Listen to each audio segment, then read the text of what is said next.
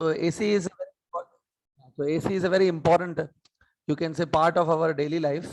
Okay, तो AC circuits आज start करते हैं. ठीक है. सबसे पहले तो क्वेश्चन यही उठेगा कि ये AC करंट प्रोड्यूस कैसे होता है, मतलब how alternating current is produced. तो मैं थोड़ा उसके बारे में बता देता हूँ. पहले देखो, आपने वो केमिकल सेल्स देखे हैं, वो जो सेल आप रिमोट कंट्रोल में डालते हो, केमिकल सेल है ना वो. तो डेनियल सेल, लेक्लांच सेल, आपने आई थिंक शायद पढ़े होंगे केमिस्ट्री में भी, डेनियल सेल वगैरह. हाँ, यस. तो जो भी केमिकल सेल्स आपने पढ़े हैं इलेक्ट्रोकेमिस्ट्री में, या जो भी आपने केमिकल सेल्स आपने देखे हैं, वो एवरेडी का, निप्पो के जो सेल्स आते हैं, केमिकल सेल्स कभी भी डीसी करंट दे सकते हैं आपको. ठीक है. अगर तुम सेल यूज ही नहीं करोगे तो करंट भी नहीं मिलेगा. अगर केमिकल सेल यूज कर रहे हो तो उसे डीसी करंट मिलता है. Chemical cells never give you AC current. तो ये एसी कहां से आता है? रूल ये है कि अगर आपको अल्टरनेटिंग करंट चाहिए तो उसके लिए पहले तो अल्टरनेटिंग ईएमएफ होनी चाहिए. बिना ईएमएफ के तो करंट नहीं बनता है. You need EMF. तो अल्टरनेटिंग ईएमएफ होनी चाहिए. अगर ईएमएफ अल्टरनेटिंग है, सपोज एक सेल है तुम्हारे पास, उसकी ईएमएफ ही अल्टरनेटिंग है, मतलब बार बार चेंज हो रही है, तो alternating EMF produces the alternating current. ठीक है. अल्टरनेटिंग ईएमएफ से ही अल्टरनेटिंग करंट बनता है. ठीक है. मतलब ऐसा हो ही नहीं सकता कि तुम्हारे पास ईएमएफ नहीं है, you are not having any source of EMF, उसके बिना करंट बन गया. ठीक है. तो अल्टरनेटिंग करंट के लिए अल्टरनेटिंग ईएमएफ चाहिए. अब प्रॉब्लम ये है कि अल्टरनेटिंग ईएमएफ कहां से आएगी? ठीक है. मतलब ऐसी ईएमएफ जो बार बार चेंज हो रही है. ठीक है. तो अल्टरनेटिंग ईएमएफ आती है एसी जनरेटर में से. मतलब there is a device which is called AC generator. AC generator, AC generator जो है वो अल्टरनेटिंग ईएमएफ को प्रोड्यूस करता है. ठीक है. तो the main device which produces alternating EMF is AC generator. तो यही हमारा आज का फर्स्ट टॉपिक रहेगा. This is going to be our first topic. ठीक है. इस चैप्टर में मतलब क्या क्या पढ़ना है मैं थोड़ा सा शॉर्ट में अभी बता देता हूँ, सो दैट आपको थोड़ा आइडिया रहना चाहिए क्या क्या है. पहले हम लोग ये एसी जनरेटर पढ़ेंगे. एसी जनरेटर वो चीज है जो अल्टरनेटिंग करंट को बनाता है, अल्टरनेटिंग ईएमएफ को बनाता है. एक बार एसी जनरेटर बन गया, समझ गए कि एसी कैसे बनता है, उसके बाद हम लोग एसी करंट की कुछ प्रॉपर्टीज पढ़ेंगे. मतलब एसी करंट को कैसे मेजर किया जाता है, उसकी क्या क्या अलग अलग वैल्यूज होती है, मतलब some basics about AC we will study. एक बार ये हो गया, अभी एसी का इंट्रोडक्शन हो जाएगा. उसके बाद हम लोग क्या करेंगे, एक नॉर्मल सर्किट लेंगे, सर्किट विच कंटेन रेजिस्टर और कैपेसिटर, ऐसे कुछ नॉर्मल सर्किट, उसमें हम लोग एसी करंट लगाएंगे और फिर देखेंगे वो सर्किट कैसे बिहेव करता है. ओके. सो ये सब होने वाला है इस चैप्टर में. सो सबसे पहला टॉपिक जो चालू करेंगे इस चैप्टर में, that is AC generator. Okay. Okay. तो put the heading in your notebook, AC generator. ठीक है. ओके. अब मैं स्टार्ट कर रहा हूँ. AC generator, see it. AC generator में क्या होता है कि एक AC generator consist of magnetic poles. एक मैग्नेटिक पोल्स हैं, ये है north pole, think it's a north pole, और एक ऑफ कोर्स साउथ पोल रहेगा ऐसा.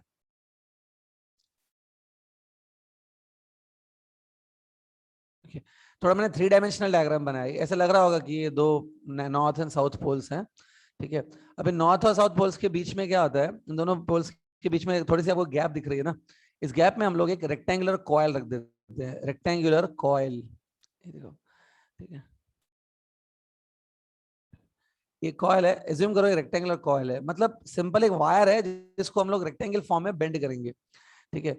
और इस कॉइल को एक टर्न नहीं है, it's not consisting of 1 turn, it consist of let's say n turns.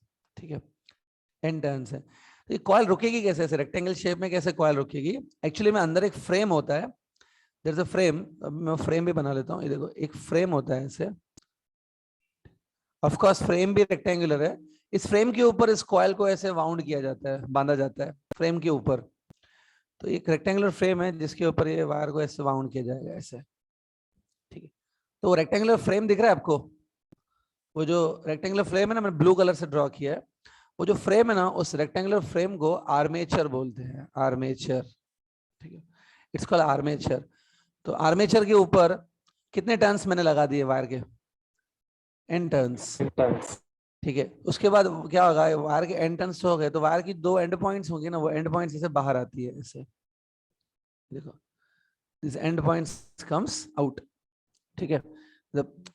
कोई भी आप बड़ी सी वायर लोगे, उसको ऐसे एन टर्न्स में कन्वर्ट करोगे, लेकिन वायर की दो एंड पॉइंट्स होंगी ना, ये दो एंड पॉइंट्स है।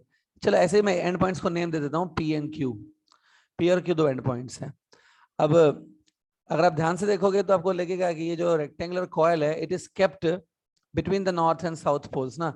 तो होता क्या है कि फ्रॉम नॉर्थ पोल ऐसे मैग्नेटिक लाइंस स्टार्ट होंगी which will go towards south pole. ऐसे ये वही है मैग्नेटिक फील्ड लाइंस। एक बार बताओ, ये जो मैग्नेटिक लाइंस मैंने ड्रॉ कर रहा हूँ, ये लाइंस आपके रेक्टेंगुलर कॉइल में से पास हो रही है, कॉइल की एरिया में से पास हो रही है। तो जब ये कॉइल में से पास होंगी तो मैं ऐसे बोल सकता हूँ क्या कि flux are passing through the coil. Yes yes Yes. तो ये मैग्नेटिक फील्ड है B, this magnetic field is B, और मैग्नेटिक फील्ड की वजह से flux are passing through the rectangular coil, flux pass हो रहे हैं। ठीक है, अगर मैं खाली वो फ्लक्स लिख दूंगी, कितने फ्लक्स जा रहे हैं, ये देखो इधर लिख रहा हूं मैं, flux passing through this rectangular coil is given by this magnetic field B dot area vector ना।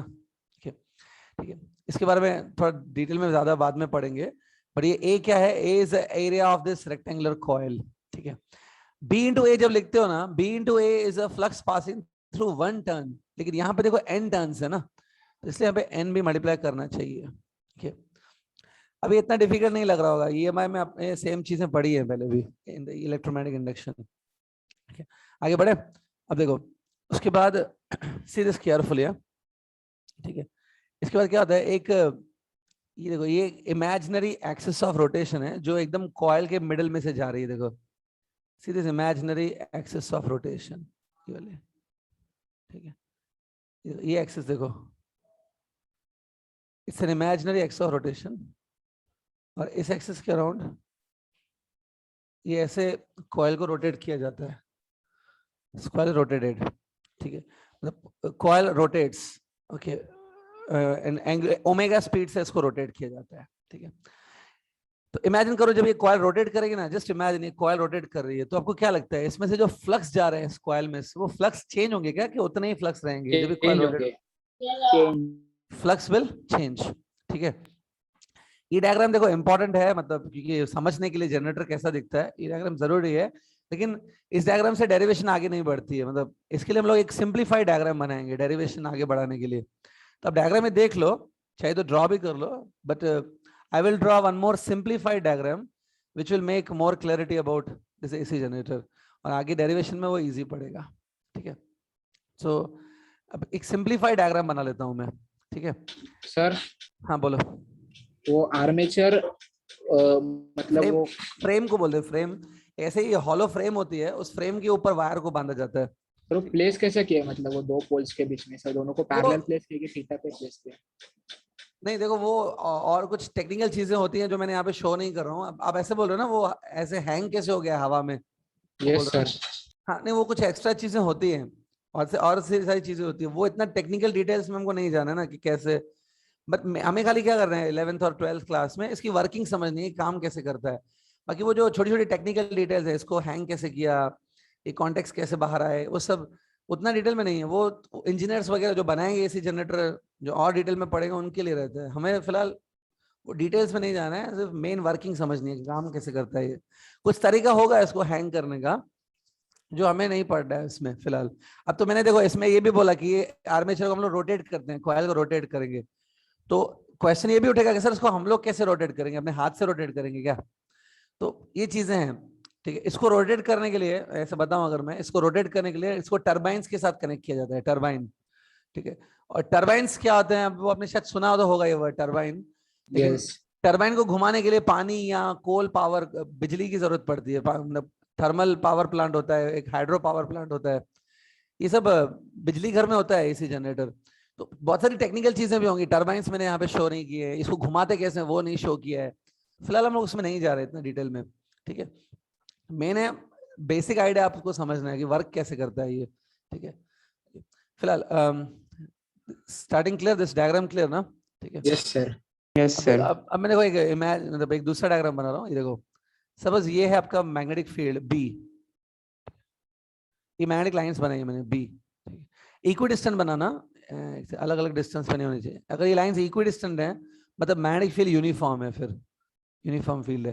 ठीक है, इसमें हमने क्या रखा है, वो रेक्टेंगुलर कॉइल को रखा है ना, तो कॉइल तो रोटेट भी कर रहा है कंटिन्यूसली, तो सपोज जब ये रोटेट कर रहा है ऐसे एक पर्टिकुलर टाइम पे, ऐसा इसका पोजीशन है, ये कॉइल है, कॉइल ऐसे दिखेगी, ठीक है। अब एक काम करें, कॉइल के ऊपर मैं एरिया वेक्टर बना लेता हूँ। एरिया वेक्टर आपको अगर पता है कैसे बनाते हैं, it is drawn perpendicular on the area, ये एरिया वेक्टर है, draw perpendicular on the area. तो ए और बी आपको दोनों वेक्टर दिख रहे हैं, ए और बी के बीच में ये एंगल भी दिख रही है, तो थीटा एंगल, ठीक है, ठीक है, ठीक है। ये सोचो जो डायग्राम मैंने बनाया ना, it is at in the beginning, ये सब डायग्राम बिगिनिंग में है, टी इक्वल्स टू 0 पे है, ठीक है, टी इक्वल टू 0 पे ये डायग्राम है, ठीक है। इसलिए मैं क्या करूंगा, ये मतलब जो थीटा है वो इनिशियल एंगल है ना 0 टाइम पे, इसके लिए मैं चलो इस एंगल को थीटा 0 बोल देता हूँ, थीटा 0, ओके, ठीक है। तो ये कॉइल है ऐसे रखा हुआ है। तो देखो अभी फ्लक्स जो जाते हैं इस कॉइल में से, it is given by N B dot A. तो बी डॉट ए को क्या लिखेंगे, B A cos theta, right. तो इनिशियली जो फ्लक्स जा रहे हैं इस कॉइल में से, इनिशियल उसमें ये एंगल कितनी लेंगे, इनिशियल एंगल कितनी है, थीटा नॉट है ना, तो थीटा नॉट आएगा, राइट। तो ये आपके इनिशियल फ्लक्स हो गए। अब ध्यान से देखो, सपोज ये कॉइल रोटेट हो रही है, इमेजिन इट इज रोटेटिंग, कैसे, ऐसे रोटेट हो रही है विथ ओमेगा स्पीड। तो जब ये कॉइल रोटेट करेगी ना, इमेजिन करो ये थोड़ा रोटेट हो गई, ठीक है, ऐसे ये कॉइल ऐसे, एक बात है, जब कॉइल रोटेट करेगी तो ये एरिया वेक्टर जो है ए बार, एरिया वेक्टर वो भी रोटेट होगा क्या? Yes. Yes Yes. Correct. So suppose example this coil rotated by this much angle, इतना रोटेट हुई, थीटा 0 मैंने पहले दिया है, अब मैं सिर्फ थीटा लिख रहा हूँ।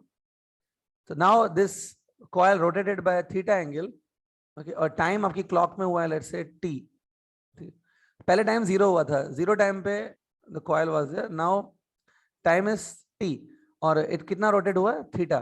तो एरिया वेक्टर भी पता है ऐसे बनेगा अभी, न्यू एरिया वेक्टर, ठीक है। तो area vector will also rotate by theta nought और theta, what do you feel? Theta. Yes, theta. तो अब बताओ, अभी जो है बी वेक्टर और ए वेक्टर के बीच में ओवरऑल कितनी एंगल बनेगी, बी और ए के बीच? Theta nought plus theta. Theta. Theta nought plus theta, भाई theta nought plus theta, total angle between B and A. तो यस अभी अगर मैं फ्लक्स फाइंड करना चाहता हूँ, flux at any particular time T, T time पे कितने फ्लक्स हैं, तो it will be N B A cos of theta plus theta naught ना, तो एंगल वही है बी और ए के बीच में, ठीक है। अब देखो एक बात है, इसने ये जो रोटेटिंग कॉइल है, इसने थीटा एंगल कवर किया है टी टाइम में ना, तो थीटा अपॉन टी अगर मैं करूं, angle covered upon time taken, theta by T, any idea what it will give me, theta by T? Yes, if you are good at basics you know angle upon time is omega, तो omega इतना हो, तो मैं theta को ऐसे भी तो लिख सकता हूँ ना, ओमेगा इनटू टी, ठीक है। तो फ्लक्स को मैं ऐसे लिख सकता हूँ, flux passing is N B A cos of, theta की जगह आप लोग ओमेगा टी लिख सकते हैं प्लस थीटा नॉट, ठीक है। ये फ्लक्स है, ये नहीं, लेकिन बात ये फ्लक्स समझ में आ रहा है हमको कि ये टाइम के साथ चेंज होते रहेंगे, as the coil will rotate flux passing through the coil will change, ठीक है। वो आपको इस फॉर्मूला से भी दिख रहा है, देखो ये देखो क्या लग रहा है, ये फ्लक्स की फॉर्मूला है, flux is depending on time ना, formula, flux is a function of time, तो as time will change flux will also change. तो मैं क्या कर सकता हूँ पता है, मैं अभी डेरिवेटिव लूंगा इसका D phi by D T, ठीक है। तो दोनों साइड डेरिवेटिव लेना पड़ेगा, एन बी ए ये सब कांस्टेंट्स हैं, खाली डेरिवेटिव ऑफ कॉस का होगा, derivative of cos is minus sine minus sine omega T plus theta naught, right. फिर क्या होता है, अंदर की जो ये एंगल है ना omega T plus theta not, इस अंदर की एंगल का भी डेरिवेटिव तुमको लेना पड़ेगा। तो जब Chain आप rule. हाँ चेन रूल, तो जब तुम ओमेगा टी का डेरिवेटिव लोगे, ठीक है, derivative of omega T with respect to T only, derivative with respect to T लेना है, तो यहाँ पे ओमेगा एडिशनल आएगा, क्योंकि ओमेगा कांस्टेंट है, dt अपॉन dt हो जाएगा, ऐसे जिनको नहीं समझ में आया, ये देखो इधर ऐसे होगा, तो ओमेगा तो बाहर आ जाएगा, it will be like dt by dt, कितना हो जाएगा dt बाय dt 1, 1 तो ओमेगा आएगा ना, वो देखो ये ओमेगा मैंने इधर लिखा है एडिशनल, okay. और जब डेरिवेटिव थीटा 0 का लोगे, थीटा 0 एक कांस्टेंट है, theta 0 is a constant, theta 0 initial angle है कि इनिशियली बी और ए के बीच में कितनी एंगल थी, अगर इनिशियली बी और ए के बीच में 0 एंगल थी तो थीटा 0 0 हो जाएगा फिर तो थीटा 0 इनिशियल एंगल है which is like a constant, theta 0 नहीं बदलेगा टाइम के साथ, तो इसलिए थीटा जीरो का डेरिवेटिव जब लोगे तो जीरो हो जाएगा वो, तो बस इतना ही आएगा। अब देखो डेरिवेटिव कंप्लीट हो चुका है, दोनों साइड -1 से मल्टीप्लाई कर लेते हैं, मल्टीप्लाई बोथ साइड्स बाय -1 तो जाएगा -d∅/dt equal two plus NBA omega sine omega T plus theta not, बराबर। थोड़ा सोच के बताओ लेफ्ट हैंड साइड पे ये क्या है, EMF -d∅/dt। induced. EMF induced. Yes, इसका मतलब है कि ये जो आपकी कॉइल है ना, रोटेटिंग कॉइल, इसमें EMF इंड्यूस होगा, ठीक है, EMF will be induced in it, क्योंकि इस रोटेटिंग कॉइल में से flux are changing, so EMF will be induced NBA omega. अब एक बात बताओ, ये आ रहा है sine omega d plus theta naught, let us assume that theta naught is zero, simplicity के लिए कर रहे हैं सर, थीटा नॉट जीरो हो सकता है ना। सो जो इनिशियली एकदम बिगिनिंग में ए और बी जो है, एरा वेक्टर और बी, वो दोनों एक ही डायरेक्शन में इनिशियली, तो अगर इनिशियली दोनों एक ही डायरेक्शन में तो कितना एंगल होगा दोनों के बीच में, इनिशियली 0 एंगल होगा। अज्यूमिंग थीटा 0 0 है तो सिर्फ क्या बनेगा फिर, ओमेगा टी। हाँ, अभी भी आप देख सकते हो ये जो ई है, EMF इंड्यूस, किस पे डिपेंड कर रही है, Time. टाइम पे। तो ये ऐसी EMF है जो टाइम पे डिपेंड करती है, मतलब ये ऐसी EMF है जो टाइम के साथ बदलती रहेगी, ये टाइम तो बदलता रहेगा ना। ओके, सपोज रोटेशन 10 सेकेंड्स हो गए रोटेशन को, कॉइल रोटेटिंग सिंस 10 सेकेंड, तो टाइम 10 पुट करेंगे। अगर 20 seconds are over in the rotation तो हम लोग T20 पुट करेंगे। तो T कीप्स ऑन चेंजिंग, उसके साथ EMF also keeps on changing. तो फिलहाल क्या मैं इस EMF को अल्टरनेटिंग EMF बोल सकता हूँ क्या, जो ऐसे चेंज हो रही है विद टाइम, तो Yes. Yes, sir. It's Yes. Alternating EMF। खाली इसमें एक काम करो, इसमें साइन ओमेगा टी का टर्म है, right, T keeps on changing, T change होता रहता है, तो साइन ओमेगा टी भी चेंज होता रहेगा। When the value of sine omega T become 1, थोड़ा सोचो क्या होगा तब जब साइन ओमेगा टी 1 हो जाएगा। 1 is the maximum value of sine omega t ना, Yes. Sine 1 Yes. से बड़ा नहीं होता है। तो सोचो साइन ओमेगा टी 1 हो गया तो कितनी Coil EMF होगी? perpendicular. NBA omega. उस टाइम पे EMF कितनी होगी? हाँ, वो कॉइल परपेंडिकुलर वो ठीक है, वो सब वो नहीं जाना है, मतलब E की वैल्यू कितनी आएगी, NBA ओमेगा आएगी ना फिर। You know what is this? It is a maximum value that EMF can take. Maximum EMF इतनी हो सकती है। देखो alternating EMF है, it keeps on changing, but maximum it can be this much. ठीक है, NBA ओमेगा, ठीक है। तो ये मैक्सिमम EMF है, तो हम लोग क्या करेंगे, NBA ओमेगा को हम लोग लिखते हैं मैक्सिमम EMF और it denoted by E0 symbol. Maximum को हम लोग ये सिंबल देते हैं कितना, E0। सो वापस ये जो ऊपर वाली फॉर्मूला है ये वाली, इसको मैं वापस लिख रहा हूँ, देखो कैसे। E is equal to what is this NBA omega, it is a peak value ना, मैक्सिमम वैल्यू। Yes. जीरो लिखिए, साइन ओमेगा टी। ये ऊपर वाला जो फॉर्मूला है इसी को मैंने वापस लिखा है सेम ऐसे करके। In place of NBA omega we can write E0 because NBA omega is a peak value मतलब maximum value of that E0। ये हो गई, ठीक है, E equal to E naught sin omega t, ठीक है, okay, clear this one, okay, ठीक है। अब हाँ, अब देखो इसके बारे में मैं कुछ और इम्पोर्टेंट इन्फॉर्मेशन दे रहा हूँ इस EMF के बारे में, ठीक है, थोड़ा ध्यान से देखना। सी एक बात है, स्टार्टिंग में सपोज T0 था ना, एकदम बिगिनिंग में T0 ले सकते हैं, coil was not rotating in the beginning, इधर T0 पुट करोगे तो कितना आएगा E का वैल्यू, 0 स्टार्टिंग में EMF 0 इंड्यूस होगा, राइट। उसके बाद एक काम करेंगे, T तुम पुट करो कैपिटल T बाय 4। अब बोलेंगे सर ये कैपिटल T क्या है, capital T is a time period of 1 full rotation of the coil, it's a period of rotation of the coil. आपको याद है ना कॉइल रोटेट कर रही थी, तो उसका एक रोटेशन कंप्लीट करने के लिए जो टाइम लगता है that is called time period ना, वो है। हमको ये भी मालूम है omega of the coil is written as 2π/t, right. हाँ, स्मॉल टी कितना लेता हूँ, 1/4 of the capital T, okay. So देखो अब यहाँ पे ओमेगा इंटू टी की वैल्यू चाहिए ना मुझे, ये ओमेगा टी, तो what is will be omega T then, omega small T की जगह आप ये डाल दो T/4। See from here what is the value of omega into T, 2π by omega, 2π. 2π, omega into T will be 2π divided by 4, तो ये आएगी π/2, ठीक है। तो आपकी ओमेगा टी की वैल्यू देखो कितनी आ रही है, पाई बाय 2, मतलब 90 डिग्री ना, मतलब पाई बाय 2। तो इधर आप साइन ऑफ पाई बाय 2 डाल दोगे। What is sine of pi by 2? 1। 1 तो ई कितना आएगा? E naught. E naught maximum. हाँ, थोड़ा समझो ये। उसके बाद देखो मैं टाइम कितना डाला हूँ। अब मैं टाइम डाल रहा हूँ इतना, हाफ ऑफ टी। देखो देखो, पहले मैं 1/4 ऑफ टी डाला, अभी half of T. Half of T का मतलब है कि आधी रोटेशन कंप्लीट हो गई है कॉइल की। Coil rotated by half rotation. Okay, हाँ, तो अभी वापस ओमेगा टी का वैल्यू निकालो। ओमेगा पाई T/2 लिख लो। और यहां से समझो omega into capital T is always 2 पाई। तो ये 2 पाई बाय 2 पाई आएगा, राइट। तो ये मतलब ओमेगा टी का वैल्यू पाई है ना, इधर आएगा साइन ऑफ पाई हो जाएगा, ये साइन पाई विल बी 0। 0 ये वापस 0 हो गया। ठीक है, ऐसे करके हम लोग बस एक दो और करने हैं। सपोज अभी मैं लूंगा 3/4 ऑफ द टी। देखो पहले मैंने 1/4 ऑफ टी लिया, फिर हाफ ऑफ टी लिया, अभी 3/4 ऑफ द टी। इसमें आप देखो, अभी जैसे मैंने पहले किया आप वैसे कर सकते हो। अब ई वापस आप निकालो, ई आएगा माइनस ई नॉट आएगा, नेगेटिव आएगा फॉर दिस टाइम। बाद में एक लास्ट काम करेंगे, टी को कैपिटल टी डाल देंगे, टी को कैपिटल टी डाल देंगे।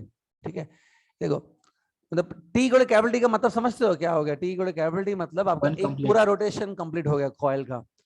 ये टी को कैपिटल टी आप इसमें डाल दो। सपोज इमेजिन करो कि मैंने इसमें डाल दिया, तो क्या आ जाएगा? ओमेगा इंटू कैपिटल टी बन जाएगा ना। What is omega into capital T? 2 2 pi. It will be sine of 2 pi. Sine 2 pi will be मतलब साइन 360 विल बी 0। ई वापस 0 आएगा। तो ध्यान से देखो, ये पूरा मैंने आपको टोटल 5 अलग अलग वैल्यूज निकाल के दिखाई है, 5 अलग अलग टाइम पे। ये एक वैल्यू है, ये दूसरा वैल्यू है, ये दूसरा एक वैल्यू है, ये एक वैल्यू है, और ये एक वैल्यू है। ठीक है, देखो ईएमएफ कैसे चेंज हो रही है। पहले ई 0 था, then it become peak value, peak पे पहुंच गया ई नॉट, फिर वापस 0 हो गया, फिर माइनस पीक पे पहुंच गया। माइनस का मीनिंग क्या होता है, will discuss it. EMF minus मतलब क्या हो गया, बट वापस माइनस ई नॉट हो गया, और बाद में वापस क्या हो गया? 0। इसमें आपको क्लियरली दिख रहा है कि ईएमएफ बार बार चेंज हो रही है। ठीक है, सो सेम चीज जो मैंने अभी आपको समझाई, सेम चीज जो है हम लोग ग्राफ पे दिखा सकते हैं। Same thing we can show on the graph. ये देखो, ओके, सपोज ये ग्राफ है। ओके, ग्राफ पे यहाँ पे मैंने प्लॉट किया ई की वैल्यू, मतलब ईएमएफ की वैल्यू, इधर प्लॉट किया मैंने टाइम। ठीक है, ये टाइम 0, फिर टाइम आपका ये ले था ना T/4, फिर टाइम हो गया T/2, फिर टाइम 3T/4, और लास्ट में T। ठीक है, तो बाद देख के बताओ आप लोग, भाई ऊपर लिखा हुआ है सब। T0 पे ई कितना है? देखो T0 पे ई भी 0 है। 0. तो T0 पे ई भी 0 है, मतलब first point will be the eight here, this is the first point. या इस पॉइंट पे देखो टी भी 0 है और ई भी 0 है। फिर T/4 पे जब time is T/4 is E naught. ठीक है, सब ये है वैल्यू ऑफ ई नॉट इधर। सो ये आपका पॉइंट हो जाएगा, राइट। ठीक है, देखो टाइम T/4 पे कितना है? E naught. ठीक है, अच्छा time equal to half T पे कितना है? T equal to half T पे 0. तो ये देखो इधर वापस ईएमएफ 0 हो गया ना, तो ये पॉइंट आएगी। समझ रहा है क्या चल रहा है? Yes. ये जो मैंने पहले Yes. फाइंड किया वही चीज मैं ग्राफ पे दिखा रहा हूँ अभी। अच्छा 3T/4 पे क्या होगा? Minus E naught Minus E naught. Minus E not मतलब नेगेटिव वाई एक्सिस पे जाना पड़ेगा ना। इधर माइनस ई नॉट लिख रहा हूँ, इधर देखो, नीचे माइनस ई नॉट होगा, उधर प्लस ई नॉट होगा, तो इधर आएगा लास्ट। वापस टी को कैपिटल टी पे ई कम 0। 0. ये देखो, ये सारे पॉइंट्स देखो जो मैंने प्लॉट किए हैं, इन सारे पॉइंट्स को ज्वाइन करेंगे हम लोग ऐसे। जैसे साइन कर्व आ रहा है ना, साइन शेप का कर्व। yes Yes. आपकी जो ये अल्टरनेटिंग ईएमएफ है which is produce in the AC generator, वो अल्टरनेटिंग ईएमएफ ऐसे चेंज होती है। देखो ये जिनको अभी क्लियर नहीं हो रहा है कि क्या डायग्राम बन गया, मैं समझा देता हूँ। एक्चुअली में आपकी जो ईएमएफ है ना, वो ऑसिलेट कर रही है। वो 0 से स्टार्ट होके प्लस ई नॉट तक जा रही है, फिर 0 हो रही है, फिर माइनस ई नॉट तक जा रही है। माइनस ई नॉट मतलब नेगेटिव एक्सट्रीम तक जा रही है, और फिर वापस आपको ये एक बार बताओ, ये माउस पॉइंटर दिख रहा है ना, माउस पॉइंटर विजिबल है? Yes. हाँ, Yes. हैंड शेप का है। एक्चुअली मैं अगर मैं बताऊं ना ईएमएफ क्या कर रही है, ईएमएफ ऐसे वेरी हो रही है, ध्यान से देखना, ऐसे दिख रहा है क्या?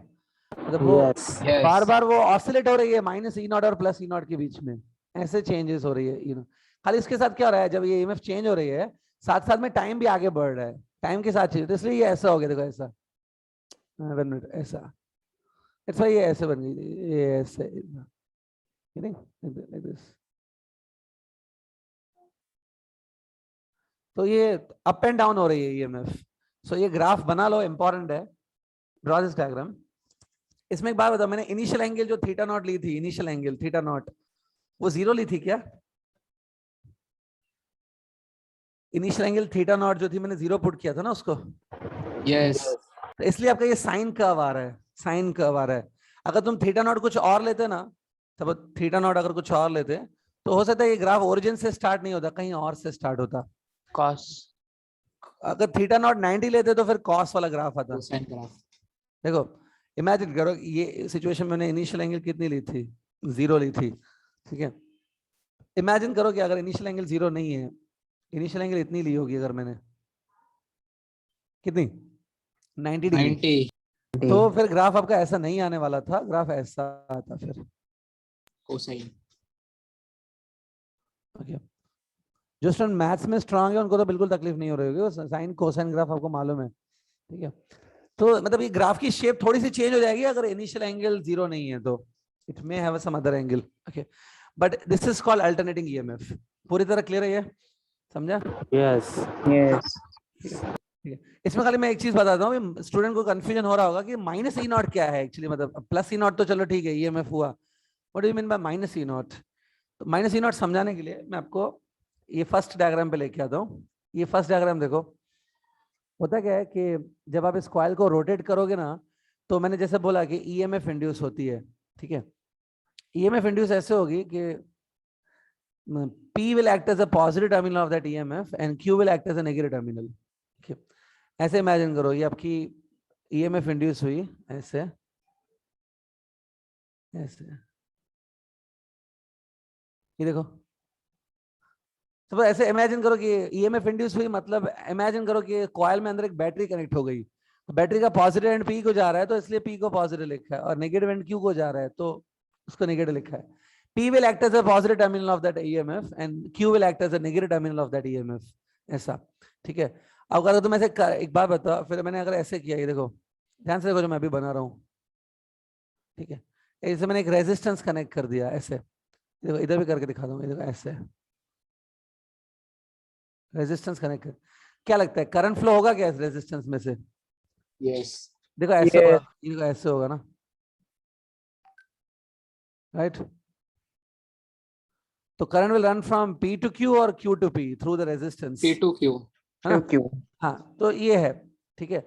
ये ईएमएफ जो है, ये ईएमएफ ऑफ दिस सर्किट, सो ये ईएमएफ इंक्रीज होते होते होते होते ये ई नॉट तक पहुंचेगी, बढ़ती जाएगी, जैसे जैसे ईएमएफ बढ़ेगी करंट भी बढ़ेगा, फिर ये ईएमएफ कम होते होते वापस 0 हो जाएगी, तो करंट भी 0 हो जाएगा क्योंकि ईएमएफ ही नहीं है। उसके बाद ये ईएमएफ माइनस ई नॉट पे जाएगी। माइनस ई नॉट का मतलब होता है ये जो प्लस माइनस लिखा है ना अपने पोलैरिटी, वो प्लस माइनस रिवर्स हो जाएगा, ऐसे हो जाएगा। 1 सेकेंड, सॉरी, ठीक है, थोड़ा समझो, देखो एग्जाम में इतना सब नहीं भी लिखना है तो भी ठीक है, नॉलेज के लिए सब पता होना चाहिए, ठीक है। देखो compare the first diagram and second diagram, कुछ लग रहा है कि कुछ तो चेंज हुआ है P और Q के बीच में, ओके। अभी Q पॉजिटिव का काम करेगा और P किसका काम करेगा, नेगेटिव का। Negative. हाँ, Negative. तो अभी जो ईएमएफ है ना इसको मैं माइनस ई नॉट बोलूंगा। तो ये पोलैरिटी जब रिवर्स हो गई ना, पहले P पॉजिटिव था अभी Q पॉजिटिव है, तो it is called polarity changed. Polarity change होती है उसको बोलते हैं माइनस ईएमएफ। पहले वाले को आपने प्लस ईएमएफ बोला जब P पॉजिटिव था, तो जब P नेगेटिव हो जाएगा उसको माइनस ईएमएफ कहेंगे फिर, ठीक है। ऐसे ईएमएफ बार बार बदलती रहती है, ठीक है। Understood now, minus E not plus E not, okay. Yes. ठीक है, इतना डिटेल में कोई जरूरत नहीं होती है, मतलब मार्क्स के लिए, एग्जाम के लिए ठीक है, आप इतना डिटेल में नहीं जाना होता है एग्जाम के लिए, लेकिन आपका नॉलेज होगा ना तो अच्छा रहेगा आपके लिए, इसलिए बता रहा हूँ। हाँ बोलो। सर वो जब घूमते जाएगा तो वायर वो बाउंड होते जाएगा। नहीं नहीं नहीं, जब वो इसमें सब वो टेक्निकल डिटेल्स में हम लोग नहीं जा रहे हैं ना। एक्चुअली में क्या होता है, जैसे जैसे वो कॉइल रोटेट करता है, आपको ऐसा लग रहा होगा पी और क्यू पॉइंट्स भी रोटेट करती जाएंगी कंटिन्यूअसली।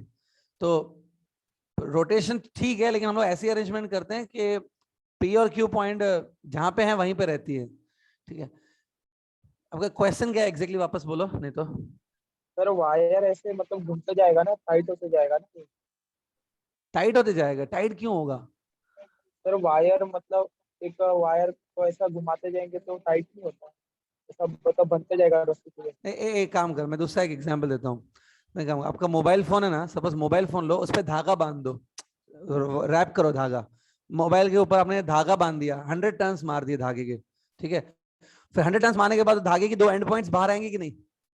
दो एंड पॉइंट्स बाहर आएंगे। से। यस। ठीक है, यस। उसको उसको फिलहाल छोड़ दो, मतलब उनको फिलहाल छोड़ दो, एंड पॉइंट्स को फ्रीली छोड़ दो।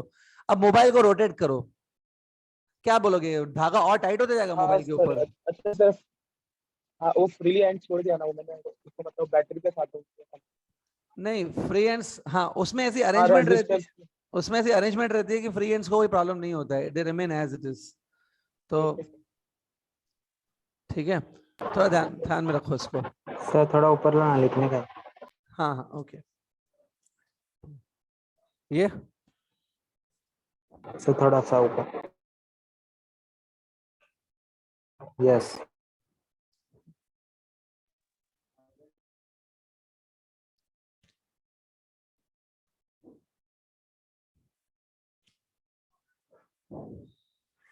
प्रफुल पाटिल, माइक ओपन करो अपना, प्रफुल पाटिल।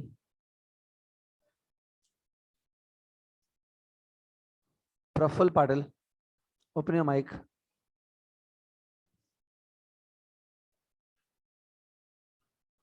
नहीं है प्रफुल, अच्छा। प्रतीक कुरुप, प्रतीक कुरुप, माइक ऑन कर अपना। प्रतीक कुरुप, प्रतीक कुरुप, माइक ऑन कर बेटा।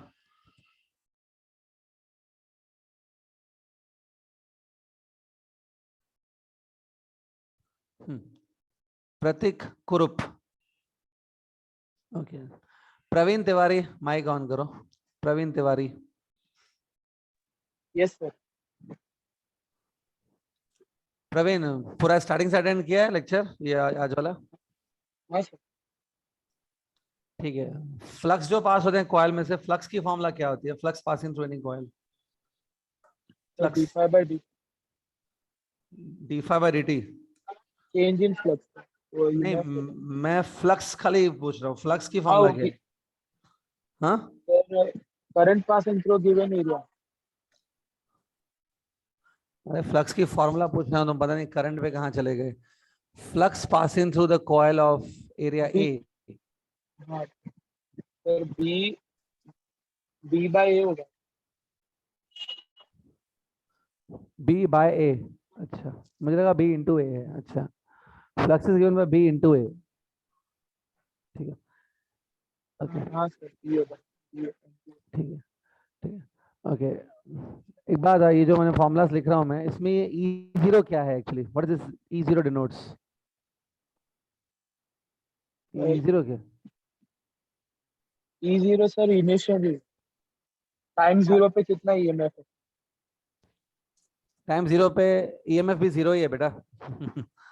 तो तुम इस मामले में टी जीरो डालो, आपका ईएमएफ जीरो आएगा। ई जीरो क्या है, बाकी लोग बताओ। Maximum EMF. Maximum maximum peak value है ईएमएफ ईएमएफ है इंड्यूस्ड भाई, का। मैक्सिमम ईएमएफ है।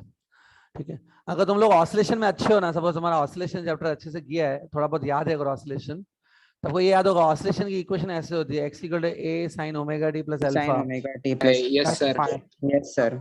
इसमें अगर तुम समझते हो x क्या है, a क्या है, तो थोड़ा बताओ x क्या होता है?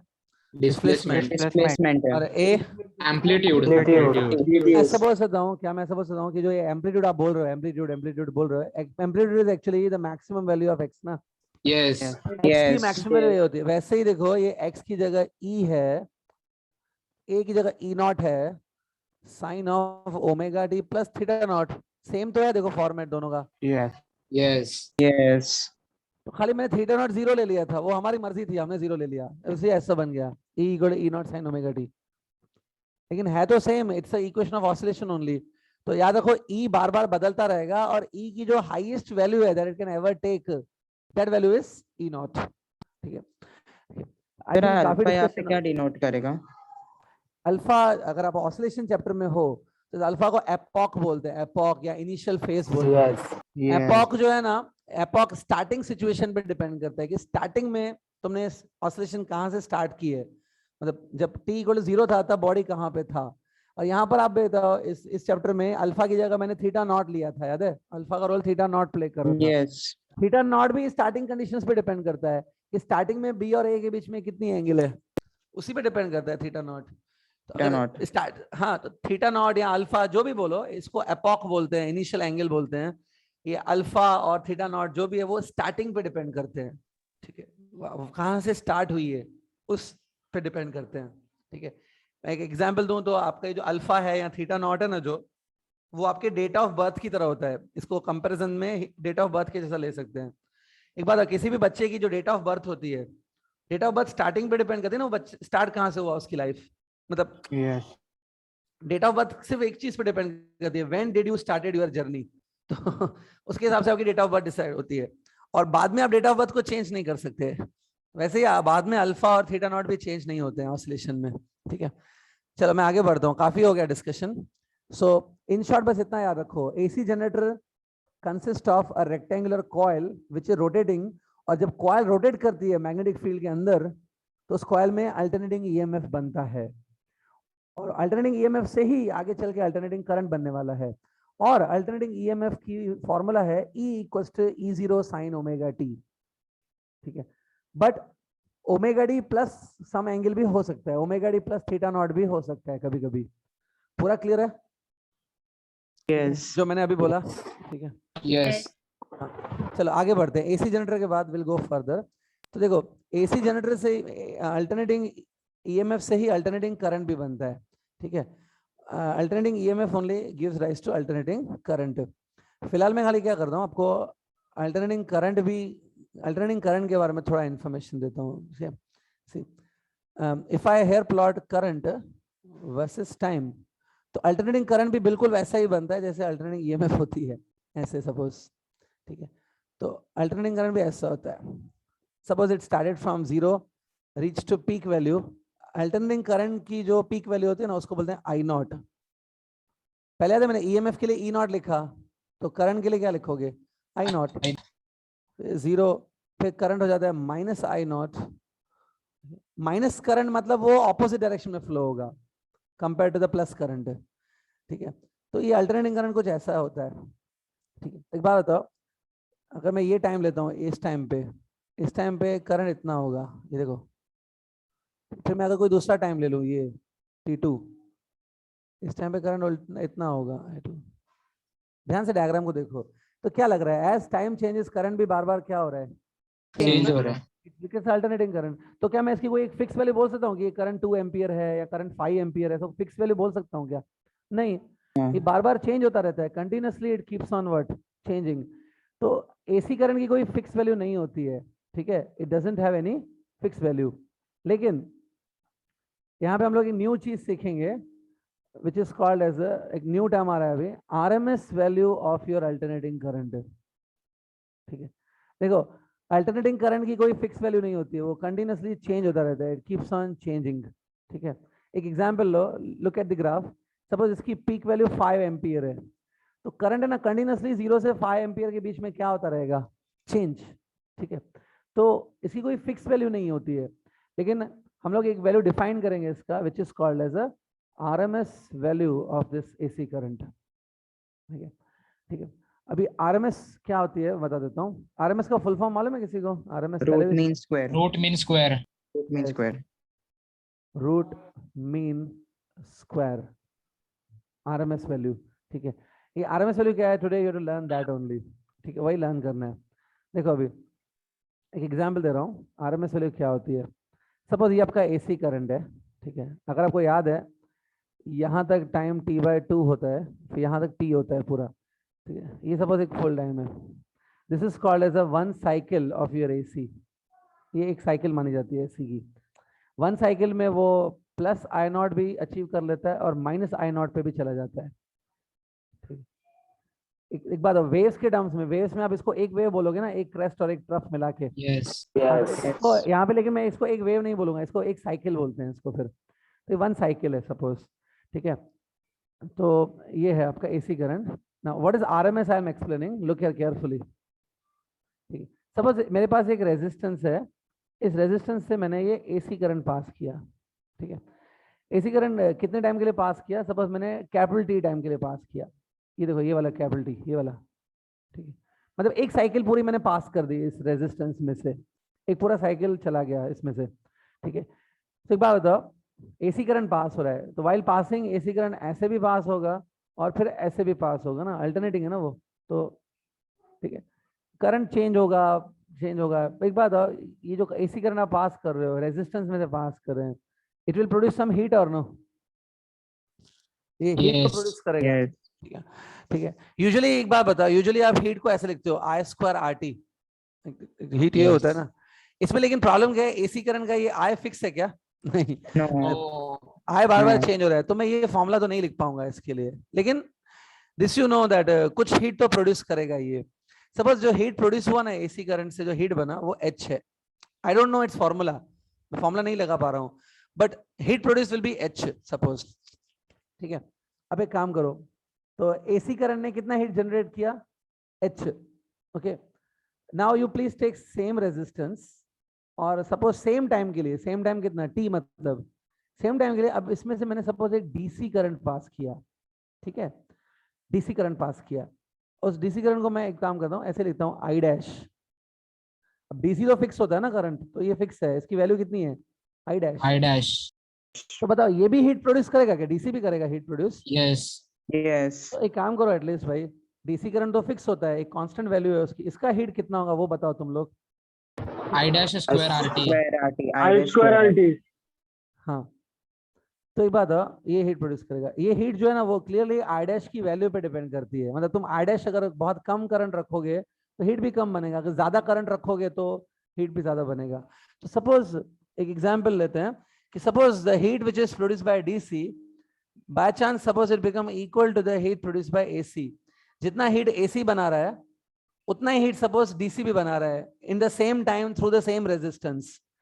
अगर ऐसा हो गया कि डीसी उतना ही हीट बना रहा है जितना एसी बना रहा है, तो क्या मैं ऐसे बोल सकता हूँ कि heating effect wise, heating effect के हिसाब से एसी डीसी इक्वल हो गए। मतलब अगर मैं बोलूं यस सपोज डीसी उतना ही हीट बना रहा है जितना एसी बना रहा है, ऐसा हो गया, तो क्या मैं बोल सकता हूँ कि DC is producing the same heating effect as produced by your AC. तो अगर ये सेम हीट बना रहे हैं, suppose they are producing same heat, तो ये जो डीसी करंट है ना, ये इमेजिनरी करंट है ये डीसी, इसको बोलेंगे, इस डीसी को बोलेंगे that it is the RMS value of your AC. DC को ही क्या बोलेंगे, RMS value of AC. DC को ही बोलेंगे आरएमएस वैल्यू ऑफ एसी। समझा क्या? सर रिपीट करो ना एक बार लास्ट। देखो एक मैं न्यूमेरिकल एग्जांपल से समझाता हूँ, इधर शायद सिंबल्स लिखे ना मैंने, अब कंफ्यूज हो रहे हो। एक सुनो, एक काम करो, ध्यान से सुनना। एक रेजिस्टेंस है, उसमें से मैंने एसी करंट पास किया। एसी करंट की जो पीक वैल्यू है ना, पीक वो 5 एम्पियर है, लेकिन वो हमेशा 5 नहीं रहेगा, वो 0 से 5 तक फ्लक्चुएट होता रहेगा करंट। तो एसी मैंने पास किया टी सेकेंड्स के लिए, एसी पास किया टी सेकेंड्स के लिए एक रेजिस्टेंस में से, क्या हीट बनेगी कि नहीं बनेगी? बनेगी। बनेगी। सपोज वो हीट है 100 जूल्स, 100 जूल्स की हीट बनी, टी सेकेंड्स के लिए पास किया मैंने। ओके, अब एक काम करो, सेम रेजिस्टेंस लो, सेम टाइम के लिए अब एक डीसी पास करो। सपोज मैंने डीसी पास किया 3 एम्पियर का, डीसी पास किया 3 एम्पियर का, तो डीसी पे भी हीट बनाएगा। तो 3 एम्पियर का डीसी मैंने पास किया, वो उतनी ही हीट बना रहा है, सपोज 100 जूल्स ही बना रहा है, फिर से उतने ही टाइम में और उतने ही रेजिस्टेंस में से बना रहा है। जो एसी ने किया ना वैसे वैसे सेम टू सेम अभी डीसी कर रहा है। तो क्या मैं बोल सकता हूँ ये जो डीसी है वो हीटिंग इफेक्ट के हिसाब से तो एसी के बराबर ही है? Yes. यस। तो कितना Yes. डीसी बोला मैंने, कितना डीसी था वो जो हीटिंग इफेक्ट के हिसाब से सेम है दोनों? कितना डीसी था वो? 100 3 एम्पियर। 100 joule. हीट नहीं बताओ, डीसी कितना 3 था? एम्पियर। 3 एम्पियर। 3 एम्पियर। तो मैं बोलूंगा कि जो मेरा एसी है ना, एक्चुअली में वो जो 3 एम्पियर का डीसी बोल रहा है वो एक्चुअली में हम लोग पास नहीं करेंगे, वो इमेजिनेशन है खाली। लेकिन मैं अभी क्या बोलूंगा पता है, जो मेरा एसी है ना, वो एसी तो बार बार चेंज होता रहता है, 0 से 5 एम्पियर के बीच में, वो जो मेरा एसी है ना जो बार बार चेंज हो रहा है, वो एसी की आरएमएस वैल्यू 3 एम्पियर है। वो एसी है ना, उसकी आरएमएस वैल्यू 3 एम्पियर है। अब बोले 3 एम्पियर कहां से आएगा? वो डीसी को ही मैं बोलता हूँ आरएमएस वैल्यू। समझा क्या? Yes sir. Yes, sir. जो डीसी उतना ही हीट बनाएगा जितना तुम्हारा एसी बना रहा है, उतने ही टाइम में उतने ही रेजिस्टेंस से। तो वो डीसी को, वो डीसी सच में है नहीं, इमेजिन करना है खाली। वो डीसी जो है उसको बोलेंगे RMS value of your AC. Clear? Sir. हाँ, तो मैं इसका डेफिनेशन दे रहा हूं, अगर आपको लिखना है तो लिख लो। आरएमएस हेडिंग डालो, आरएमएस वैल्यू ऑफ एसी। अब मैं इसका डेफिनेशन दे रहा हूं। ओके, देखो, RMS value of particular AC, RMS value of particular AC is that steady current is that steady current is that steady current which causes the same heating effect, which causes the same heating effect in the same time, which causes the same heating effect in the same time as produced by AC, which causes same heating effect in the same time as produced by AC. Sir starting का sentence repeat करो। हाँ, RMS value of AC, RMS value of AC is defined as that steady current, is defined as that steady current which causes same heating effect. आगे लिखा है आपने बाकी? हाँ yes sir लिखा है। इसमें देखो मैंने स्टेडी करंट लिखा है। स्टेडी करंट मतलब डीसी करंट ना, स्टेडी। यस। हाँ, समझा क्या?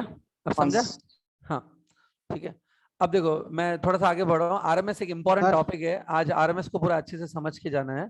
ठीक है, अब मैं आरएमएस के बारे में थोड़ा और बता देता हूँ। अब देखो, let's discuss more about RMS. Sir हाँ बोलो। आरएमएस रिपीट करो ना, डिस्कनेक्ट हो गया।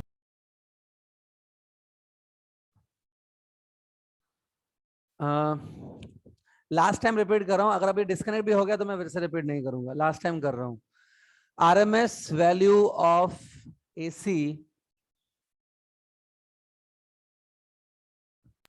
आरएमएस वैल्यू स्टेटमेंट नहीं तो कंसेप्ट।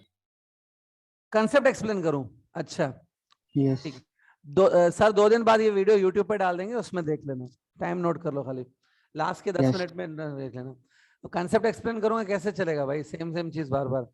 सी ठीक है, लुक हियर एवरीबॉडी। तो मैं आगे बढ़ रहा हूँ। एक बात, जब तक आरएमएस को चलो और समझते हैं। आरएमएस फाइंड आउट करने के लिए पहले एसी करंट मेरे पास होना चाहिए ना। एसी नहीं होगा तो आरएमएस भी नहीं मिलेगा। तो ये आपका एसी करंट है। देखो, इस एसी करंट की जो पीक वैल्यू है ना, पीक वैल्यू, मैक्सिमम वैल्यू कितनी है? आई नॉट। ठीक है, तो आरएमएस करंट इतना होता है, ध्यान से देखो, आई नॉट डिवाइड बाय √2।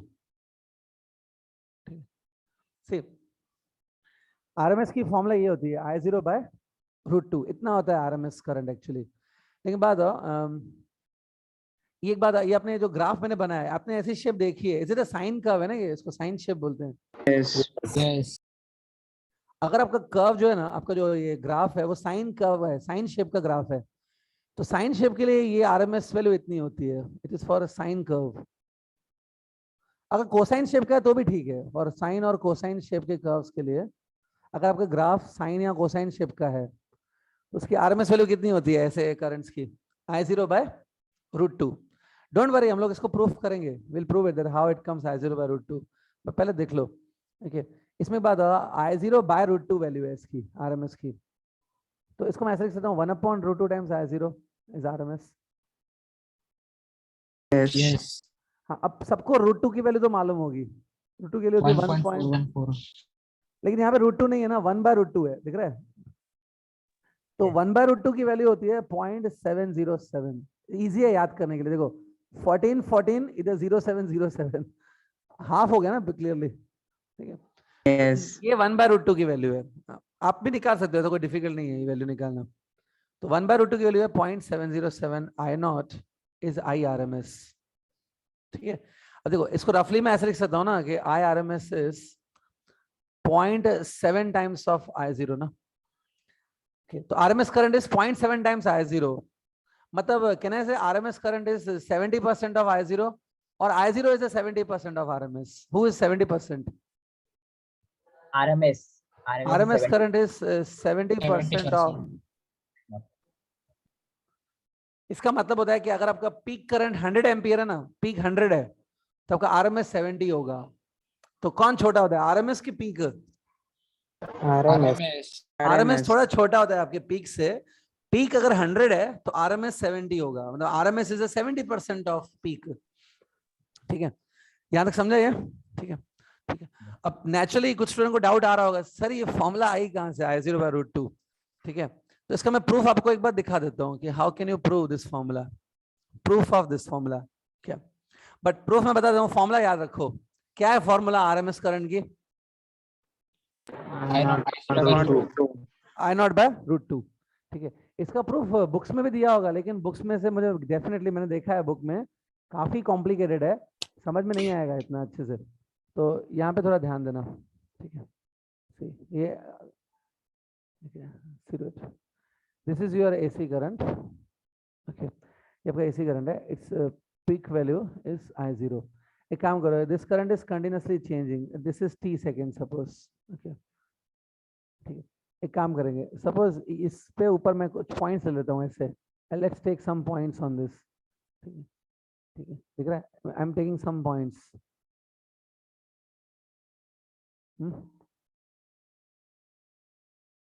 ठीक है, ठीक है। इस पॉइंट पे करंट I1 है, इस पॉइंट पे करंट सपोज I2 है, इस पॉइंट पे I3 है, ऐसे n नंबर ऑफ पॉइंट्स हैं, तो nth पॉइंट पे IN होगा ना, तो कितनी पॉइंट्स है टोटल? n points. हाँ, ठीक है। अब एक काम करो, सो जो मैंने ऐसे किया, ये देखो, एक एक मतलब मैं इस पूरे ग्राफ को है ना ऐसे छोटे छोटे स्ट्रिप्स में डिवाइड कर देता हूँ ऐसे। इतना सब डिटेल में नहीं दिया हुआ है बुक में, ये सब आपको बुक में नहीं मिलेगा, ये सब आपके नॉलेज के लिए, आपके नॉलेज के लिए है ये, ठीक है, ऐसे। हाँ, सो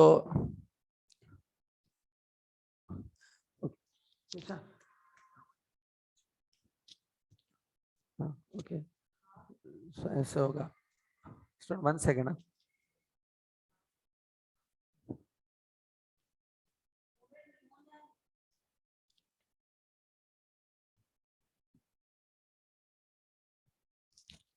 स्टूडेंट 1 सेकेंड वेट करो।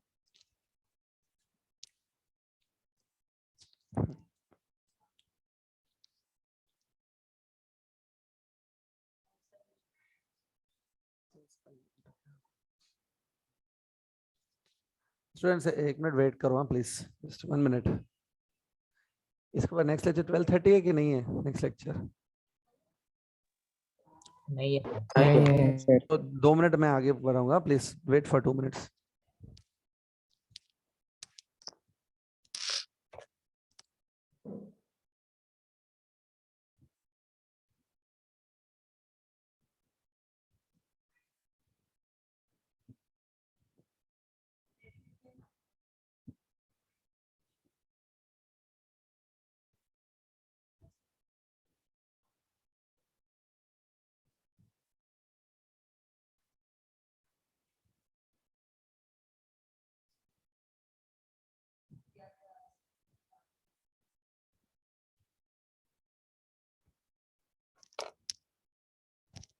स्टूडेंट्स थोड़ा अर्जेंट काम आ गया, मैं यहीं पे स्टॉप कर रहा हूँ, 2 मिनट पहले छोड़ रहा हूँ, नेक्स्ट टाइम मैं यहीं से आगे बढ़ाऊंगा, don't worry, I will give you proof next time.